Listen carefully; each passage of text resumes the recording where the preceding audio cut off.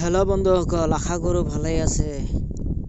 আজি মই আপোনালোকক দেখুৱাম আপোনালোকে 18+ ভিডিঅ'বোৰ কেনেকৈ চাব পাৰিব। ইয়াৰ বাবে কোনো ধৰণৰ এপ ডাউনলোড কৰিব নালাগিব। আপোনালোকে ইউটিউবত সোমাই যাব।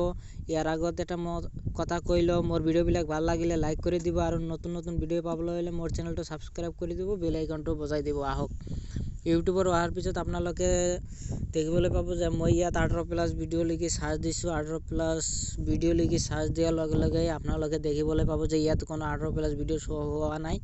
আপোনালোকে 18+ ভিডিঅ'বোৰ তেনেহ'লে কেনেকৈ আনিব পাৰিব, ইয়াৰ বাবে আপোনালোকে মই এটা ছেটিং দেখুৱাই দিছোঁ। সেই ছেটিঙত ক্লিক কৰি দিব। আপোনালোকৰ যিটো চেনেল আছে সেই জিমেইল এখন খুলিছিলে, ইয়াত আপোনালোকে ক্লিক কৰি দিব। দিয়াৰ পিছত আপোনালোকে ইয়াত ছেটিং অপশ্যন পাই যাব। এই ছেটিং অপশ্যনত ক্লিক কৰি দিব। দিয়াৰ পিছত আপোনালোকে ইয়াত জেনাৰেল অপশ্যন পাই যাব।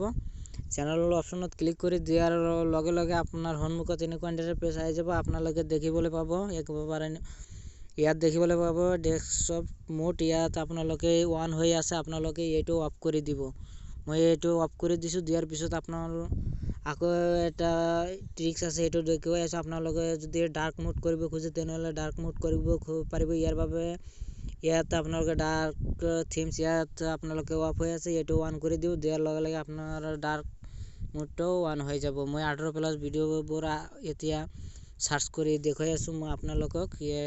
18+ ভিডিঅ' লিখি চাৰ্চ কৰিলোঁ, কৰাৰ লগে লগে আপোনাৰ সন্মুখত দেখিবলৈ পাব যে আপোনালোকে এই 18+ ভিডিঅ'বোৰ শ্ব' হৈ গৈছে। আপোনালোকে ইয়াৰ পৰা বেয়া ভিডিঅ'বোৰ চাব পাৰিব।